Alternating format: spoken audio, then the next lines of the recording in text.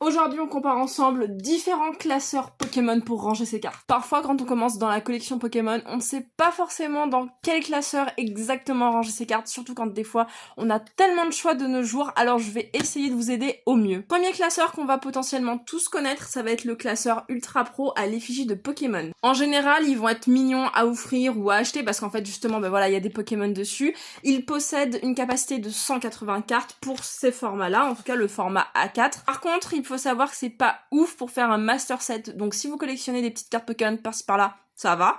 Par contre, si vous voulez faire un master set, ça va pas. Pour faire un master set, on va plutôt partir sur un classeur de ce format-là, où vous allez pouvoir rentrer plus de 300 cartes très facilement. Je crois qu'avec ce classeur, on dépasse même les 400 cartes, ce qui est juste énorme. Par contre, c'est un classeur que vous allez trouver uniquement dans les coffrets classeurs de certaines séries Pokémon. Le petit plus par rapport au classeur Ultra Pro, c'est la sangle qui vient bien fermer le classeur. Et maintenant, on passe à l'ultime classeur de luxe, enfin moi j'appelle ça comme ça, le classeur Phoenix Child, qui m'avait d'ailleurs été offert par Dixie qui gère Stop Games et je la remercie encore. Premier point positif du classeur, l'ouverture avec un zip, comme ça tes cartes ne peuvent pas s'évader du classeur. À l'intérieur, tu peux mettre 360 cartes, ce qui est normalement suffisant largement pour faire un master set. Petit plus pour la couverture qui est en simili cuir, un petit peu effet cuir, ça c'est quand même cool. Et enfin le prix qui est quand même assez abordable, c'est 23€ le cahier par exemple chez Stop Games, donc c'est abordable par rapport à un cahier Ultra Pro qui est très facilement à 15€ maintenant. J'espère que ça vous aura aidé maintenant à savoir quel classeur choisir pour vos futures collections Pokémon, pour les débutants principalement je pense. N'hésitez pas à me dire quel est votre classeur préféré parmi les trois.